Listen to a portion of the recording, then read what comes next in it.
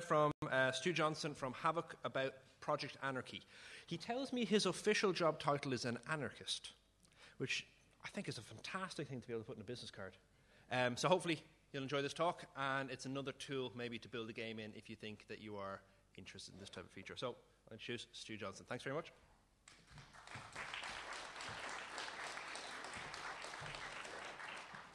Hi guys, how are we doing here? You're looking scared. Don't be afraid. Be very afraid. Right, I'm from Havoc. We're just over the road. How many of you know who we are? Excellent. And why do you know us? The games. Okay, so you're all avid gamers. Of course you're gamers. You wouldn't be here otherwise, would you? Word development. How many of you lot got Android tablets, Android phones? And are you all keen on developing for Android? Okay. Right, I see we've got quite a mixed age group here. Some of you younger ones probably might find this a bit over the top, but we'll see where we're going. I'm going to tone this down because normally I present this to undergrads and postgrads. So we're going to see where we go with this. But basically, I'm just going to introduction. So we're going to basically talk about Project Anarchy. It's an initiative we're doing, and then I'm going to show you some real cool stuff and how to quickly knock together some 3D coolness, real cool games. And it's the same tech that all the games you're used to playing are actually using. So if that frightens you, it should, but don't worry too much. So who am I? As you can see, I'm an old hairy. I've been doing this business over 30 years now. I started out when our computers looked like that, and we had to make them ourselves before we could even use them. And you had to learn machine code, and you had half a K in memory total. But I went on, and I produced a few games. Some of those guys up there you might know, some of the things I worked with, some of my friends. It was good years. But then I moved into mobile and more technical support. So, you all know who Havoc are. I'm not going to bore you too much. Like I said, this is a presentation I normally do to university students, but you all know who we are. We're here based in Dublin. We provide technology. We provide physics. We provide animation systems. We provide graphical systems. Any company who wants to use us, so whatever it is, Call of Duty, Battlefield, all that, using our tech. Over 500 shipped games. You've probably played most of them. And this is basically the timeline of where we've been. Founded here in Dublin in Trinity College. They started in 1998 to develop the physics. We all went on to become basically Halo 2, and everything from there went on and blossomed. So, what is Project Anarchy? Effectively, this is a free package. It's for developing on mobile for the iOS, Apple platforms, for the Android platforms, and you probably won't know Tizen, but this is a brand new platform that Samsung are just bringing out now. And, well, we don't have to worry too much about that one. So it's the physics that you will know and love in the games you play. It's the AI systems you will know and love. It's the animation systems. And you've played Skyrim?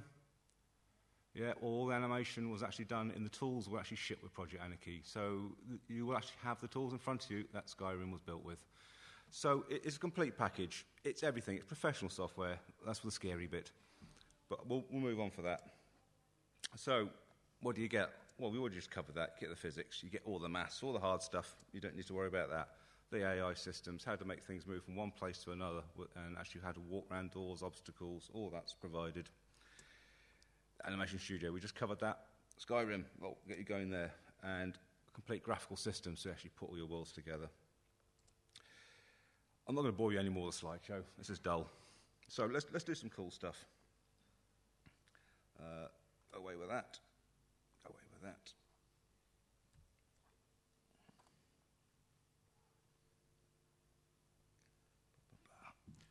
And of course, this screen makes my desktop really, really tiny. So if I'm squinting, that's why.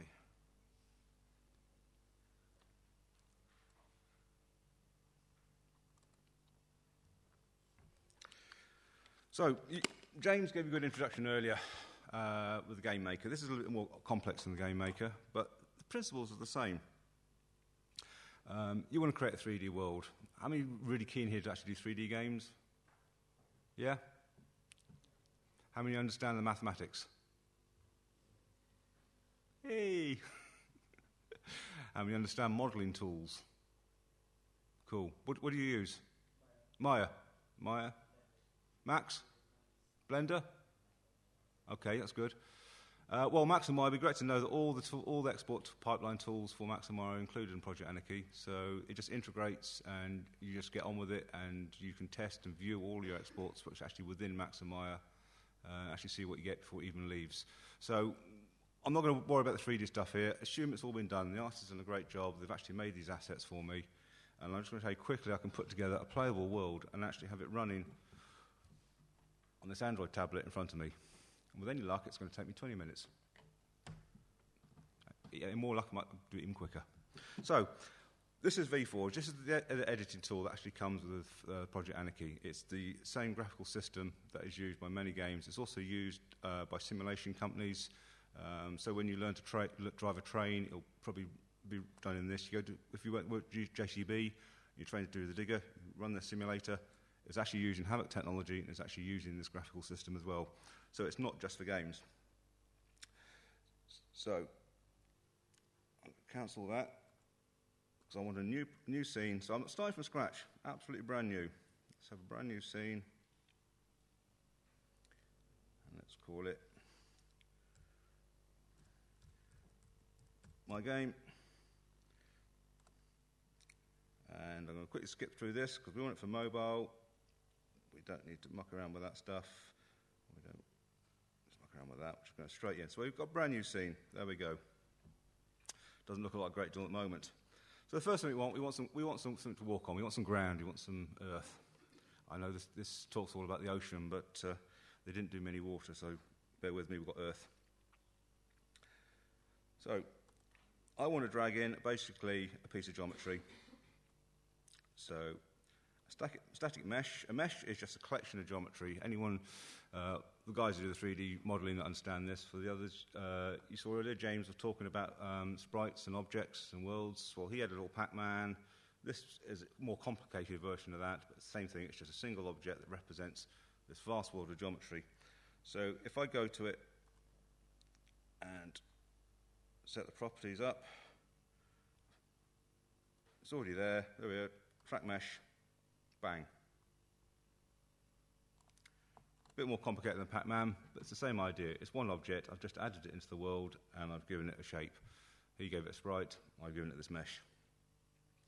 So that looks nice, but it's a bit dark. So let's put some sky in. So again, the nice artists have drawn me some pretty pictures that represent a skybox. Now, a skybox, if you can imagine a cube, and you're inside the cube, and wherever you look, you can see one or more faces of that cube. If you then put lots of pretty sky textures onto the cube,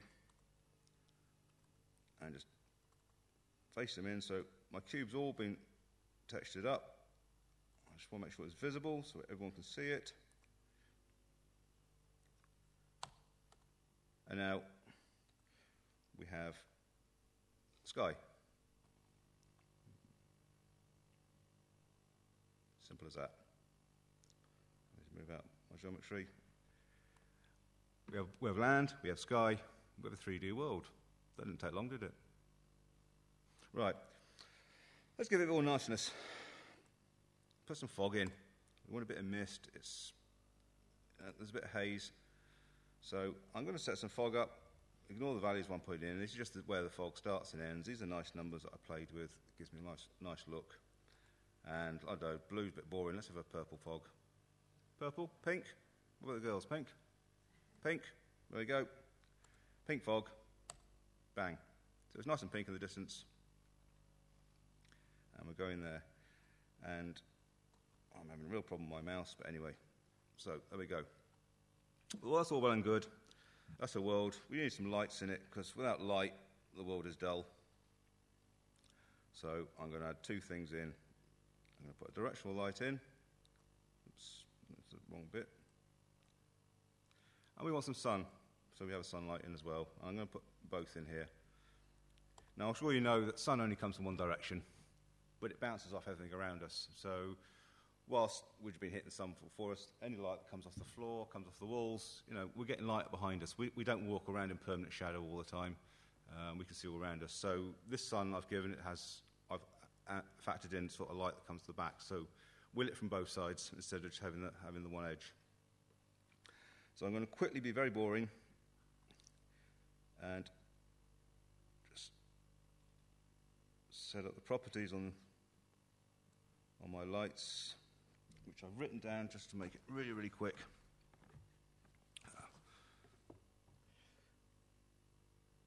So, do it amongst yourselves very, very quickly.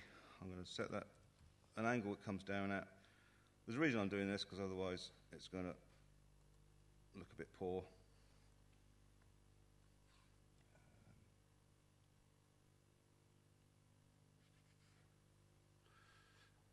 5.164.101.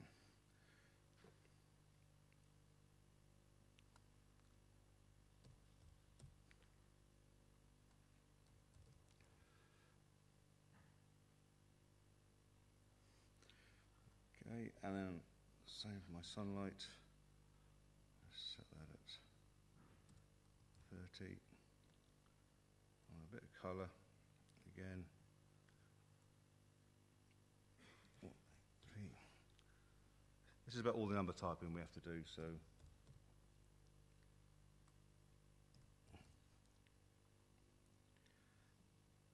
my backlight coming from the other way.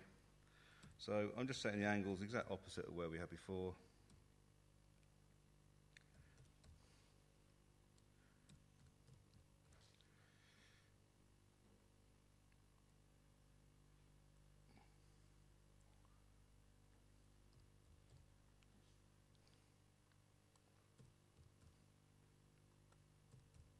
Right, all boring stuff done. So I've had all my lights in there, but you can't really see them. There's not really much happening. So I want to tell my editor I want to use my lights. Let's put some, shade everything. So I'll go up here, calculate lighting. I'll talk about this myself 5 minutes. That's okay, it's meant to do that. And then, bang, we're lit. We've got shadows. Everything's looking really, really quite cool now. Nice shadows in the rocks, off the hills, off the mountains. And you notice I've still not done any code yet. Everything's still working lovely. So, what we want to do, we want to actually make something happen in this world. It's all very well looking at it, but let's do something with it. So, let's add an object in.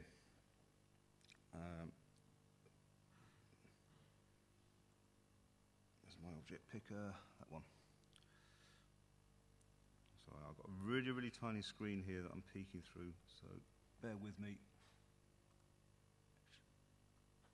Okay, so I'm going to put this into here. It's a big steel ball. Let's move him up so we can see him a bit more. And I want to make him bigger than that, so I'm going to make him 4 times as big. There we go. Steel ball. Added in the world. It's not doing a great deal. We want it to do a bit more. So, firstly, let's give it a shadow. It's still not moving. But don't worry, I come from Havoc. And what do we do in Havoc? We make things have numbers and have properties. So what we want to do is give the ball physics. Now, you want to understand what I mean by physics? All right? Gravity, inertia, weight, collision, everything that makes the real world sort of stay on the ground and not float off into space. So I'm going to add a Havoc rigid body. There we go. So that object now has physics. It's done, simple as that. I'm going to change it a bit. I'm going to make it a lot heavier. It's a big steel ball. I want a bit more oomph. I want it to really grip the ground. So I'm going to turn the friction up so it really got lots of traction on the ground when I move it around. But I want it to have that sort of oomph. When steel hits something solid, has a sort of real sort of deadness to it. I'm just going to slow down the damping so it just keeps rolling. So that's it. I've set everything up. I've made it heavy. I've made it grip the ground. I've given it all the oomph that you get when a big steel ball hits the ground. So there's our ball, and just to prove it works really, really well, what I'm going to do is I'm going to lift him up in the air. And then let's just run it. Hey, that wasn't difficult, was it? Except I've lost it now. It's gone. So let's go back to my object, because we want to watch it doing that. And this time, what do you think I'm going to add? Guesses? I'm going to add a camera. Right, one camera. And I want it to follow me. There we go. Let's do that again. That's it. I pressed the wrong button. Play the game. Bang. So now, my camera's just following my ball everywhere it goes, and I've not done anything yet, and it's bounced and it's stopped. That's really cool. It's not a game though, is it? So what do we need to make it a game? A bit of control. You saw earlier James was setting things up, so we've got the PacMan, so he added the left and right controls and everything was working. This is no different. My ball is my PacMan. Okay, he's 3D and he's got texture on him, he's bump mapped, he's got shadows, he's got physics, he rolls on the ground, he bounces off things. But he's still a sprite, he still has motion, and he still wants an input. Oh, I've got one of these. Nice Xbox joypad. Great. So I'm going to add one last thing in here. And this is where there's a wee bit of coding involved. But don't worry, I'm not going to do any, because that's really boring to watch. So I'm going to add a script object. Now, Lua script.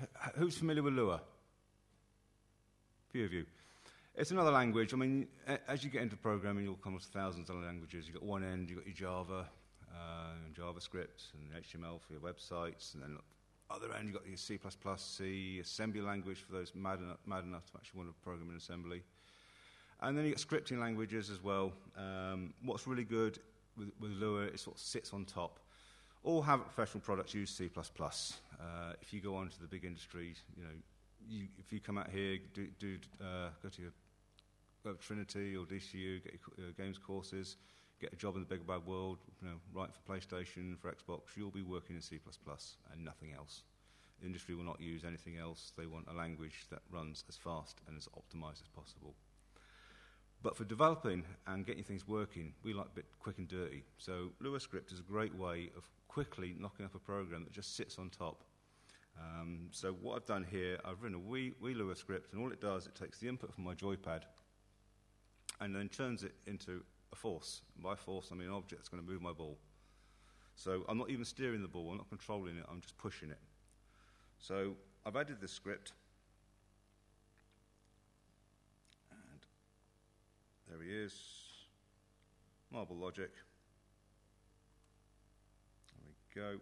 And if I go this to, not that one, default, but to my scripting layout, you'll see there's the script. You're welcome. I can share all this out with anybody else who's interested at the end of this. It all looks like mumbo jumbo. Some of it's just a bit of startup stuff just to ignore things. And I've got some multipliers for my scales. I'm mapping my triggers, so what it's saying is the buttons and the actual pads on my gamepad, just to give it a label. And then all it does here is it just gets the X and Y values that are coming out of this controller, turns them into a vector that's aligned with where my camera is, and just pushes the ball. So that's all well and good. If we then go back to where we were, so get a bigger screen up again, and we play the game, I should now, if I've done this right, I can control my object. Just spin him around. I can spin the camera around my other stick. I'll give him a jump.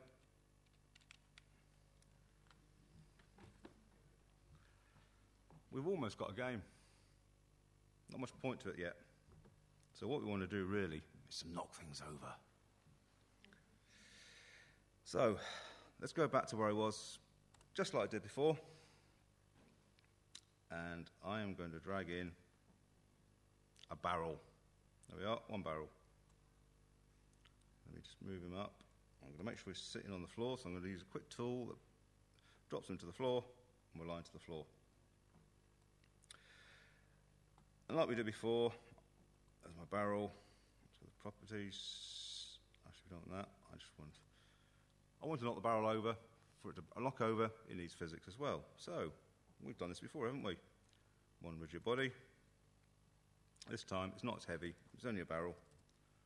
So I'm going to make that a bit lighter. But otherwise, I'm just going to leave it as it is. And then I'm going to put some more down. I'm just copying these by dragging copies. Now, all being well. Oh, the barrels fell over. I'll put them on a slope. Not to worry. We can move them. We can fix them. We've got an editor now. I can just put more in. But the boring barrels. You want to see cool stuff, don't you?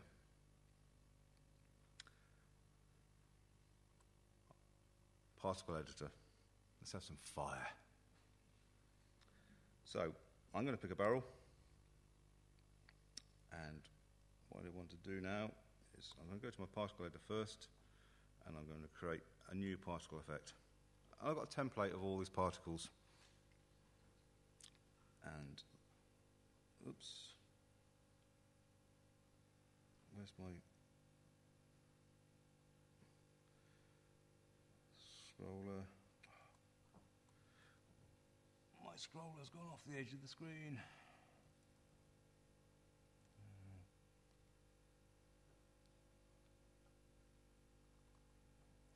Because my screen is too small. Is that the one? There we go. That's what I want there. Fire torch for smoke. And my button is down here somewhere.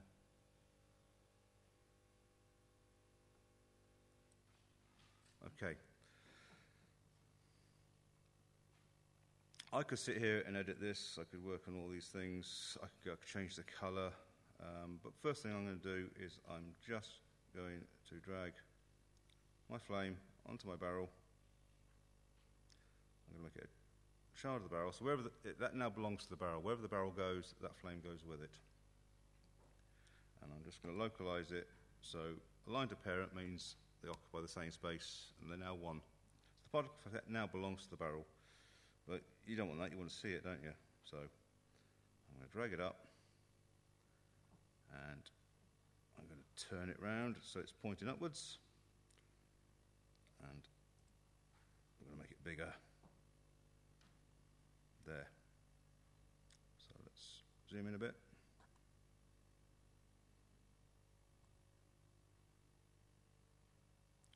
If you look at that, never stopped them dropping off anyway. I've got flames. I want loads of them. I can't be bothered doing that twice. You saw all the work I did then? I mean, I could go back into my editor, I could go back to my particles, and let's say we can open this up a bit more because of the fire.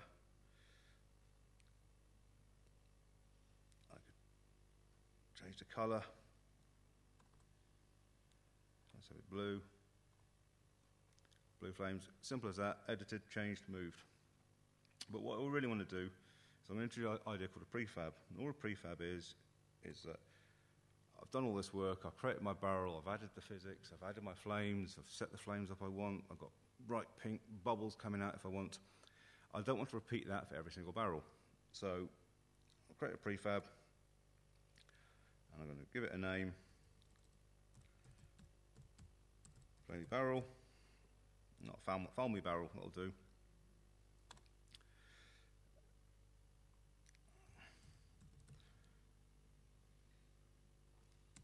And if I can find my button, there we go.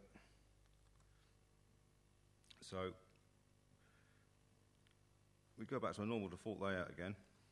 We've done all that work, we don't need to do it again. Shape creators, where before you saw I could get my objects from. Now at the bottom, folder called Prefabs, there's Flamer. So I can just zoom out of there, and I'm just going to start dragging these in.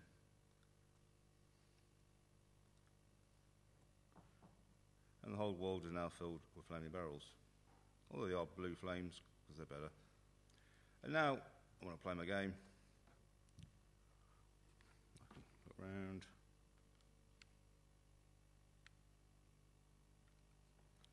and I can destroy them. And I could keep going that until I'm bored, but you're probably getting that way already. But anyway, I told you I was going to put it on this device. So there's my game. Not much of a game. If I produce that at work, I'll probably get the sack. But 10 minutes, that's not bad. So, ignore that for a wee minute. Let's close that. I'm just going to check my device is properly connected.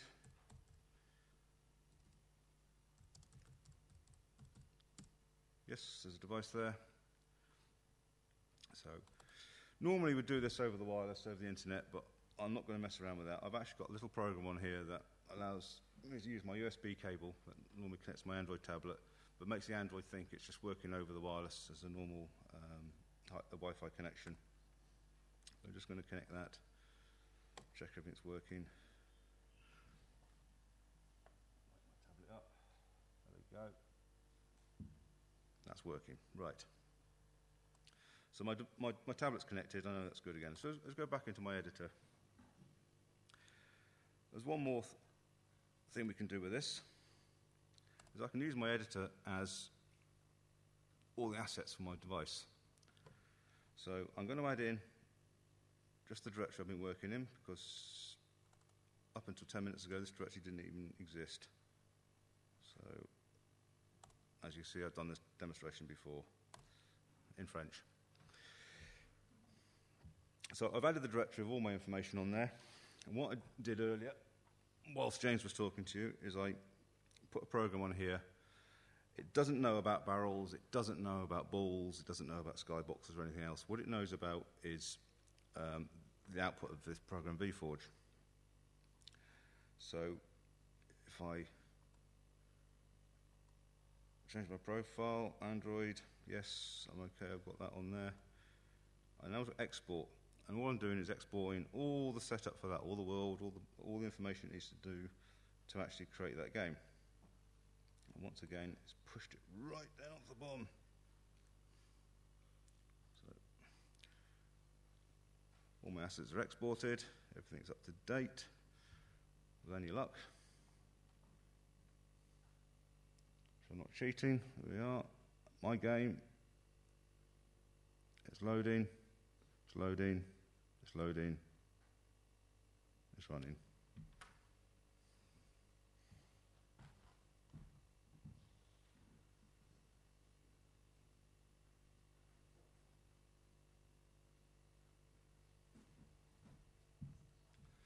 You might notice the flames have gone green.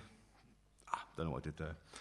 But you'll also notice that accelerometers working, you can roll the ball around. And in that wee bit of Lua script you saw earlier, I actually added one more bit in there that used the accelerometer feature as the tablet to drive the X and Y instead of my pad.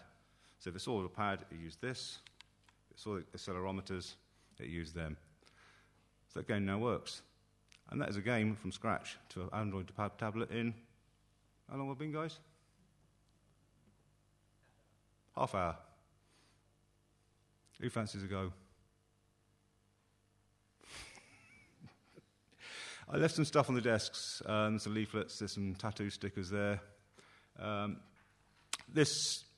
didn't give the full presentation of Project Anarchy, but go to the website, go to the www.projectanarchy.com website. All the software you see me use, all the software you haven't seen me use, and all the rest of it, the plugins for Max, Maya, all the asset managements, everything we discussed. It's all there to download. Download for free. Click on the EULA. It's yours. Do what you like with. If you want to publish a game with it and put it on the App Store and make yourself a multi-millionaire overnight, feel free. I don't guarantee the money, though. But it's there. Anyone want to use it. James did a good talk earlier, the 2D stuff with Game Maker. It depends on your level, where your experience is. But I'm seeing quite a good range of people in here, so I'm hoping that some of you might want to take this on board and give it a go. Certainly I'm going to be around, even if you use it or not. You guys want to do this project together, and if you want help, you want support, and games general, don't look at me just as Havoc. Look at someone who's been writing games for 30 years. And if you want advice and support, I'm here. I'm only down the road in Suffolk Street, and we can do something together. Is there any questions? Anyone want to talk to me about something?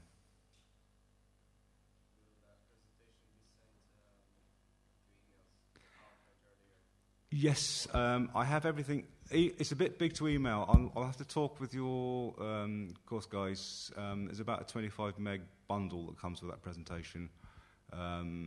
So all the assets and everything you need to hit the ground running, including a complete blow-by-blow Word document that, in more detail than that, I haven't put sound in, I haven't put music into this, there's a whole load more into it. It's all there in a bundle. I'll discuss with the course guys and we'll find somewhere we can put it where you can download it and go with it. Stu, I have a question. Obviously, this is a higher level than Game Maker, and you've given a very quick overview and you have this asset package. Are there tutorials? Is there somewhere that if someone is interested in doing something a little above Game Maker where they can go? Yes, I did skip that one because I didn't do the full presentation. So it is a free package. It's worldwide. There are forums available. So if you go to the website that's on those cards I handed out, ignore the bit on the back of the card that says coming soon. It's already here. It's been here since July. There are tens of thousands of people subscribed to it already. They're on open forums. So it's a community that supports. It's not just the community. You guys from Havoc are constantly monitoring it, so you've got questions we can answer. There's Q&A sessions. There's tutorials, there's downloadable sessions, there's samples. I'll give you another quick example. Let me just close this down.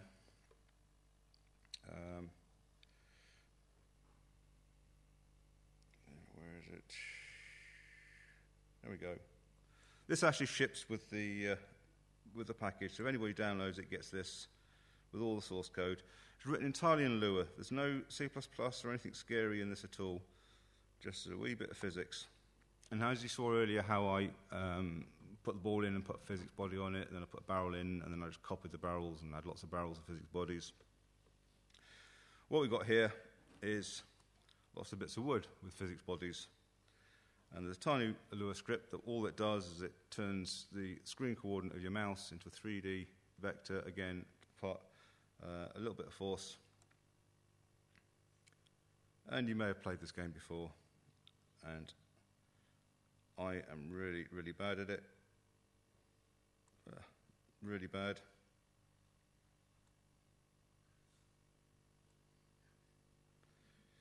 I'm getting there. Come on. Ooh, that's 2. 3.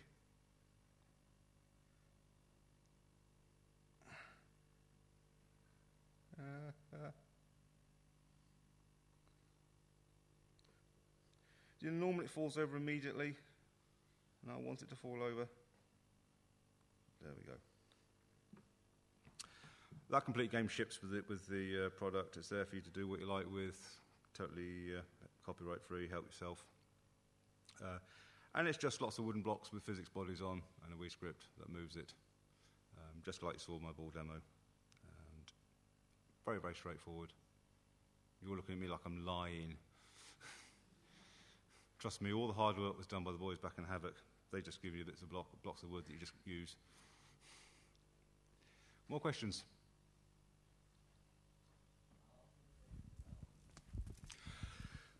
What, the whole package? This is a culmination of 12 years' work. This is starting off with the original physics, say, in 1998, and then moving on to the animation systems. I've not touched on animations, I've not touched on skeletal systems and all that sort of thing that are in here. But it's a product of all the years and years of work that Havoc put together and built into all the games that you've played and loved.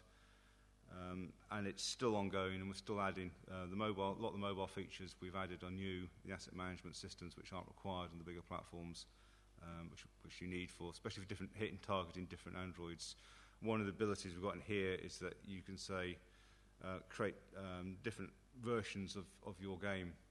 So if you've got a lower spec Android phone, you can have the same game, but you quarter all the textures because you haven't got the memory for all of them. And rather than you having to do that manually, you can just create a profile like you have an Android and a Bad Droid. And Bad Droid, everything's quarter size. And you export it, and Android comes out and Bad Droid comes out, and you have both packages ready to go to target the devices you're hitting for.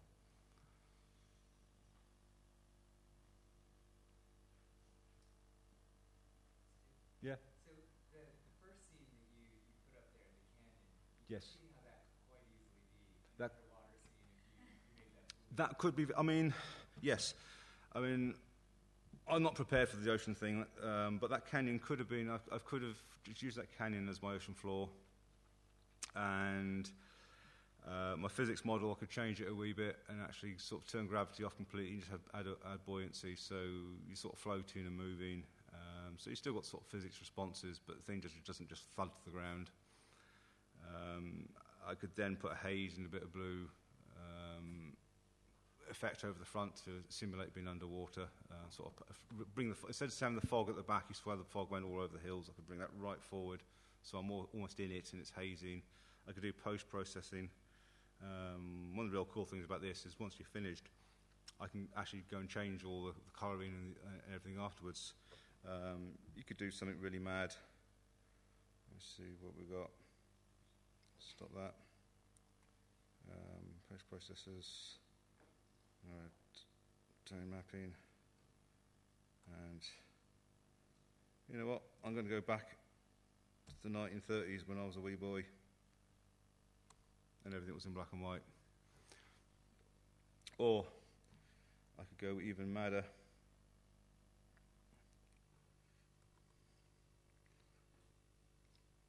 And where's my rendering settings?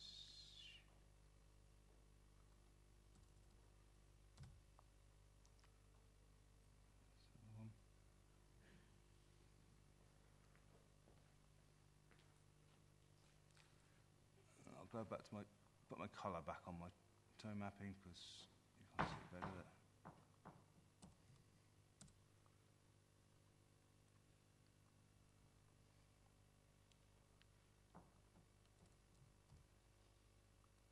And we've got all 8-bit on us, and everything's all pixelated. So all these post-processors can be added afterwards. So once you've got your game running, you can then go and sort of colour it and tweak it and add to it. So you could very quickly sort of take that desert canyon and turn it into an underwater canyon. Let's get some fish going. Fish are great. I was talking earlier how fish is a fantastic, well, any marine animal is a fantastic game mechanic.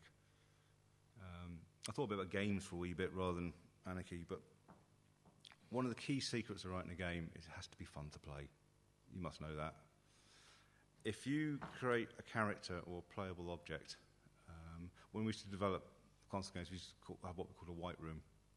So your main character, whether Crash Bandicoot or Spyro or any of those, we bang them in a white room. It's just white, no distractions. There might be some boxes to jump on and jump off, walls to climb up, so we could test the mechanics.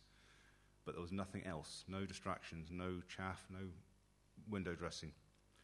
If the character was not fun to play, jumping up on and off a white box in a white room, it would not be fun to play in a game.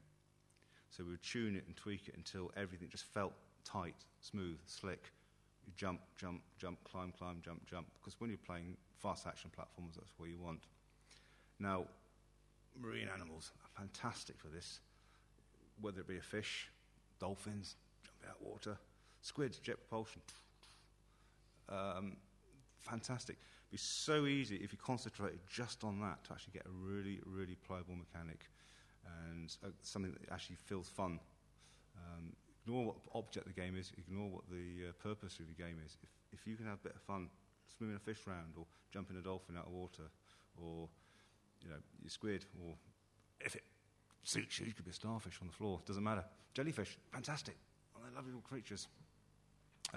Might be interesting ones to model and animate, but this opens up a massive, massive world. So whether you're using Anarchy in 3D or whether you're using Game Maker that James showed you earlier or whether you're using your own thing, that doesn't bother me. But you've got the ability to create a really, really animated, slick character. And fish are fantastic for that. They don't have all the problems. Gravity it doesn't work with them. They don't have to worry about stuff like that. They just float there and enjoy themselves. Brilliant things. I'd love to work a game underwater. Don't think I've done anything underwater since I was Yogi Bear game in 1989. He had to swim because we were told he was a vegetarian and couldn't have picnic baskets anymore. But brilliant. Can you talk a bit about the animation tools inside? Yes. Right. I could demo it. It's going to take a wee bit to set up. Animation Studio, consider it in two parts. Obviously, some of you guys know what I'm talking about. So you've got your main skeletal systems, where all the animation is controlled by your skeletons, and you can mix and match skeletons. It can handle dissimilar skeletons. I shouldn't keep reaching that forward. So you can put part of one animation onto another, or you could have a common rig, say a male skeleton, and a whole range of, from wee boys up to men, and it can scale them, move in between.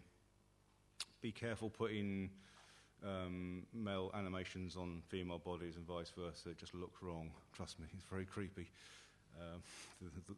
Animators, any animators will tell you all about weight and the way people carry the weight and the way they move. And girls and boys walk differently. So that's a bit creepy. But we can sort of mix and match. I mean, by and large, you could take the animation of a cat and put it on a boy's body. It might look weird, but it will actually work. The animation system will allow you to do all this, so you can just go like that. Even if one animation had twice as many bones as the other, it will still work. Then with Animation Studio. Now, this is very key to what I ever did for most of my career. I was going back earlier when I was saying about getting the characters working in the white room, making them jump and feel right. That used to be done by hand. You used to spend hours and hours coding that, actually creating the systems that change from jump to run, well, one walk to run, blend one animation to another, graft on an arm. So if you're doing Harry Potter and he's running along and you want a spell, you don't want to have to go to animation to do that. You want to be able to do it instantly without changing out the animation you're currently playing. So you have to graft arms on. Animation Studio allows you to do all that graphically. So you can go in and you can just drag some animations in. I'll quit that. I'll keep talking.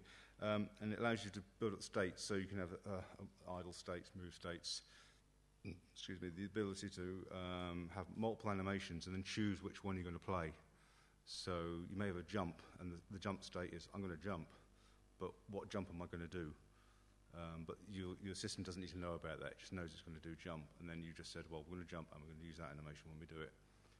So all that is integrated in to build it together. Now, I'll tell you what it is. That's the projector. I've got two graphics cards on this laptop, and when it's plugged into VGA projector, it actually uses the onboard graphics card. I can actually fix that if you bear with me. Let's disconnect that. So let's just bring this up. And projects, Charlie. There you go. And hopefully, right, this is Charlie.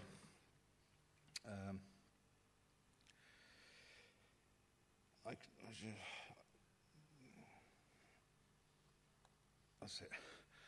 I've only just done a very, very simple state here. Actually, I'll create that from scratch again. So here's Charlie. He's got a skin on him, as you can see, and I've put a skeleton on.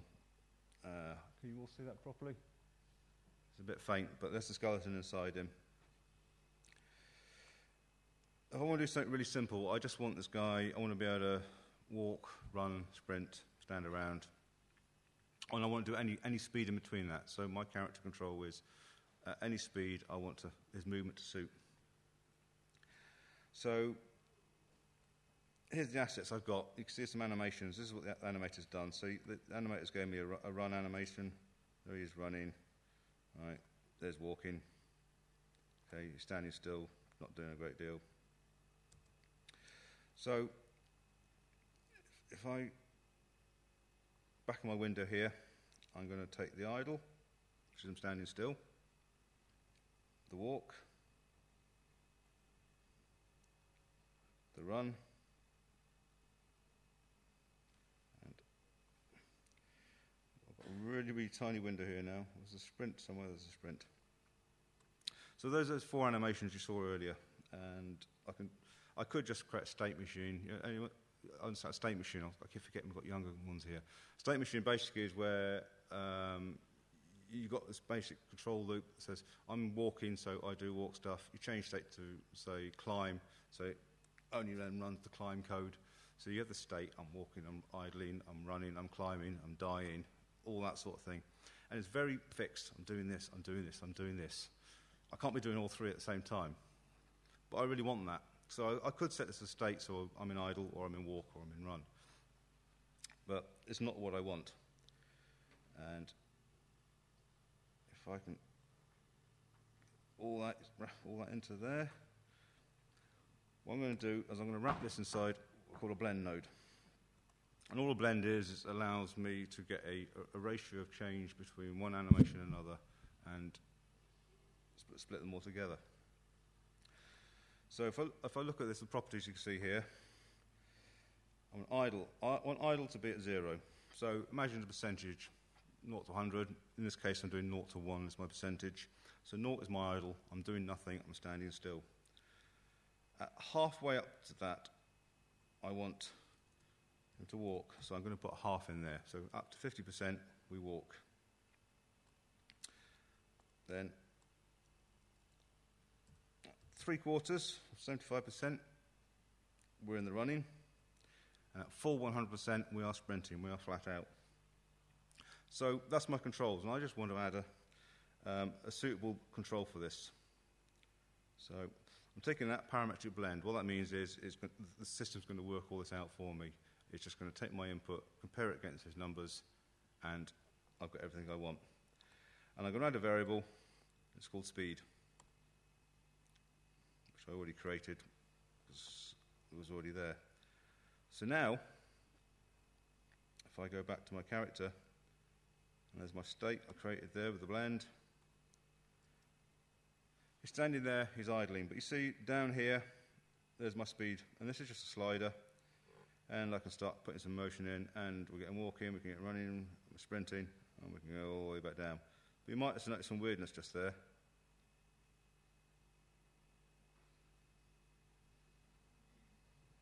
Not very good, is it? The reason being, who knows why that's happening? Okay, the reason being is my animator was lazy. Nothing worse than a lazy animator. Now, in the old days, we used to go back round to the animation studios with a very large baseball bat and explain them the errors of the ways. I'm not allowed to do that anymore. So I have to talk to them nicely. But what often happens is you're working late, your producer said, look, we want to get this demo out Monday morning, we've got to send it off to the publishers so they can green light it, say we're actually going to go with this or not. So it's 10:30 at night, you just notice your animator has done this. Now, if I go back to my animations, you'll notice how there's the walk.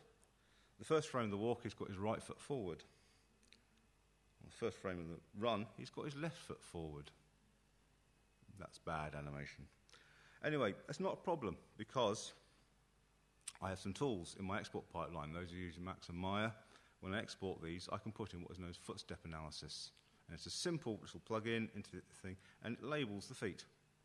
So it knows when heel down, toe down, foot down. It knows which is left, which is right.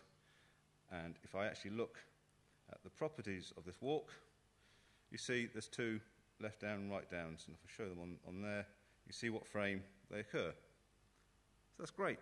So if I just go back to my behavior now, where I had my blend earlier, and for each of these, I'm just going to tell it, create sync points for annotations. It's added for that one. I have to do it for each of these animations. So it's automatically turned those labels into marks on my animation system. Let's do it for this one. And then if I go back to my blind properties, and there's one more box I tick, and it says sync. We're done. Now, when I run it, you'll see we're a lot smoother. And the animator keeps his legs.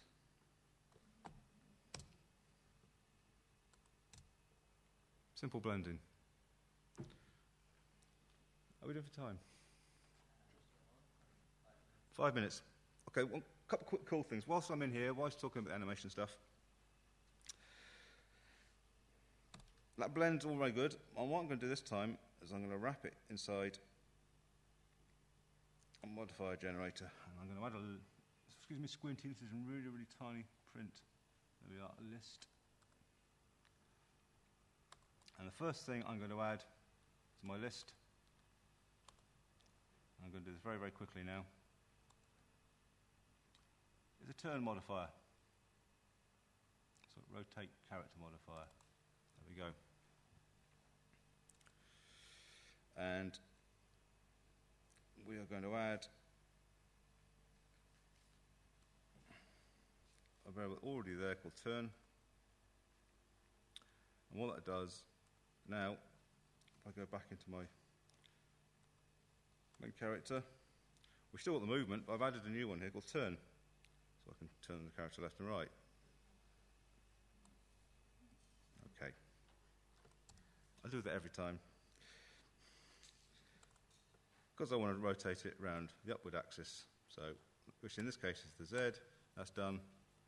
So I mean, in this world, it's X and Y along the ground, and Z comes upwards. So we want to rotate that around the upward axis. So I just told it to do the Z. So now we do there, and return. Oops. Stop that. Right. Back on my list, I'll add one more, because we want a bit more fun. And this time, I'm going to add a twist modifier. And this is where it gets a bit more complicated. Oops, not that one. That one. So, as before, I'm going to add a variable, which I've already got. It's called twist, just like a turn one. But here now we want to identify bones in the skeleton. So what do we want to twist? Do we want to twist his arm, his body, his head, just a foot?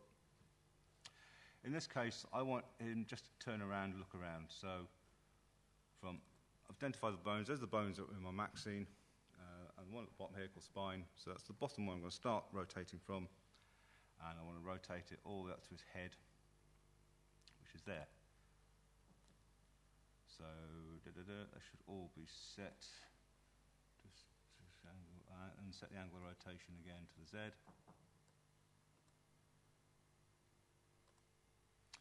So now, just to show you, there's my skeleton. I'll turn the skin off so you can see what I'm talking about.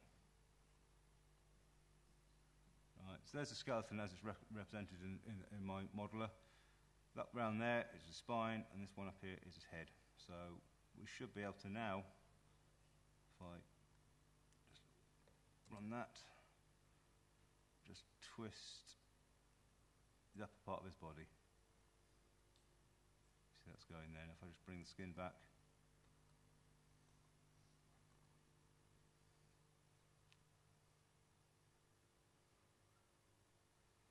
and now of course I can combine them all. Let's have them. I can walk, I can turn, and I can look where I'm turning while I'm doing it, or look where somewhere else. That's taken 5 minutes. Does that answer your question? I think I'm about done now, am I, guys? Is there any more questions? Yes? Yes. Yes. I was the lead programmer. Yeah, and I worked closely with Mark Cerny, good guy. Yeah.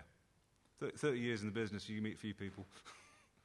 Like I said, I'm not here just to talk to you guys about Anarchy and Havoc, even though that's what my job is, but obviously you've got an exciting project ahead of you, so I'm here to offer my wisdom, shall we say, over any projects you're doing, whatever platform you're doing it, whether 2D, 3D, card game, I don't care.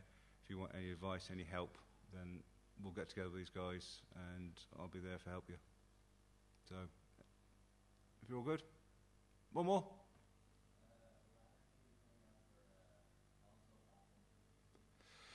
That's called Havoc.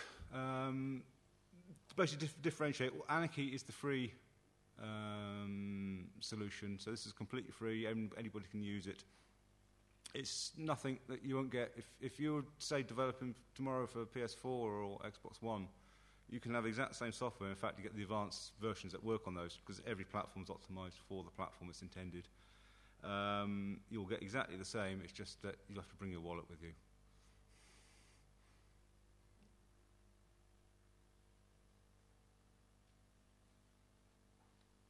We good? Well, thanks, guys. Glad talking to you.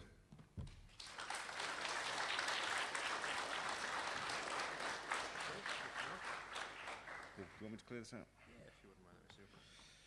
Right, someone's got my tablet, by the way. I've counted you.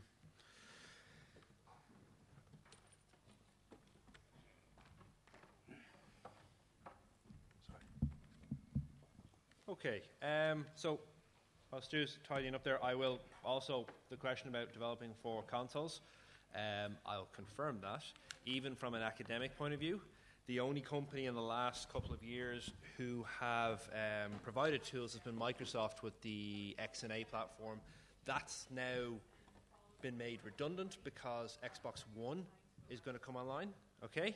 There is a new tool coming. It hasn't been released yet, so when it's released, it will be made available. I'm sure we'll communicate through the website. But for developing for mobile app platforms, Project Anarchy is pretty advanced. It allows you to do an awful lot, and I suppose it depends on what you want to work it for. Stu, just one other question. So obviously for console point of view, that's down to the vendors themselves, but for just producing a Windows file or an exe file out of Project Anarchy, is that something that can be done at the moment? It can be done, but it's messy. You can't. Basically, it's stopped people using it from the big companies. Big companies are free to use Anarchy. If EA came to me tomorrow, if Frank Gibbo from EA said, Stu, I want to use Anarchy throughout studios for all Android, iOS stuff, we'll say, well, we can't stop you, help yourself. But Windows development, it's okay on Anarchy, but you cannot actually distribute the executable. It relies. You saw me using the editor earlier, the VForge editor, where I produced that wee demo in. That is actually the dongle. So the executable will not run unless the editor is in existence. So you can generate, you can develop, you can do everything, but you cannot publish the executables. But the Android and iOS versions on the App Store do what you like with. Right. All right. Thanks very much.